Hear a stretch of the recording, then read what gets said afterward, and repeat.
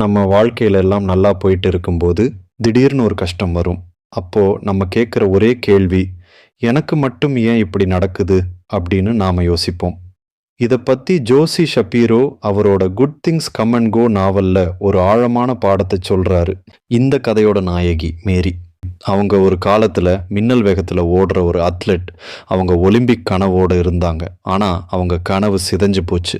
அதுக்கு காரணம் விபத்தோ பெரிய தோல்வியோ இல்ல. காதல். அவங்க காதலிச்சு திருமணம் பண்ணிக்கிட்டாங்க. அப்புறம் குழந்தை பிறந்துச்சு. இது எல்லாமே மேரியின் வாழ்க்கையில சந்தோஷத்தை கொண்டு வந்தது உண்மைதான். ஆனா கூடவே காலையில எழுந்ததும் குழந்தைக்கு பால் கொடுக்கணும், ஸ்கூலுக்கு தயார் செய்யணும், வீட்டு வேலைகள், கணவருக்கான பொறுப்புகள்னு அவரோட நாட்கள் ஓட்டப்பந்தயத்துக்கு பதிலா வீட்டு வேலை பந்தயமா மாறிடுச்சு. அவரோட ஓட்டப்பந்தய ஷூக்கள் பரண் மேல தூசு படிஞ்சு கிடந்தது. தான் ஒரு அத்லெட்டுங்கிற அடையாளத்தையே மேரி மெதுவா மறந்து போனாங்க. இதுதான் பலருக்கு நடக்குது. கனவுகளை விட குடும்ப கடமைகள் பெருசாகும் போது நமக்கு பிடிச்ச விஷயங்கள் நம்ம கிட்ட இருந்து மெதுவா நழுவி போயிடும். பல வருஷங்கள் ஓடிடுச்சு.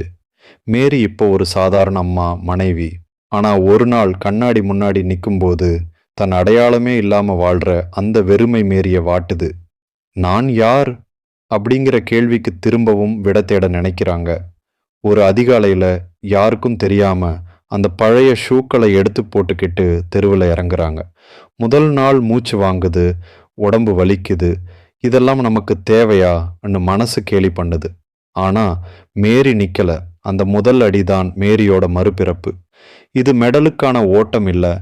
தன் மனசுக்குள்ள இருக்கிற பாரத்தை குறைச்சு நான் இன்னும் உயிரோட தான் இருக்கேன்னு தனக்கே நிரூபிச்சுக்க அவர் எடுத்த முடிவு. நல்ல விஷயங்கள் வரும், போகும். ஆனா நீங்க நிக்க கூடாது. இதுதான் ஜோசி ஷாபிரோ நமக்கு சொல்ற பாடம். நிஜ வாழ்க்கையிலையும் நம்மள பல பேர் மற்றவங்களுக்காகவும் சூழ்நிலைக்காகவும் நம்மளோட கனவுகளை மனசுக்குள்ளேயே புதைச்சிட்டு வேறொரு வாழ்க்கையை வாழ்ந்துட்டு இருக்கோம். நீங்களும் மேரி மாதிரி இத்தனை வருஷமா மறைச்சு வச்சிருந்த உங்க கனவை எப்போ தூசி தட்ட போறீங்க? அது என்ன கனவுன்னு மறக்காம கமெண்ட்ல சொல்லுங்க. மறக்காம சப்ஸ்கிரைப் பண்ணுங்க. நன்றி.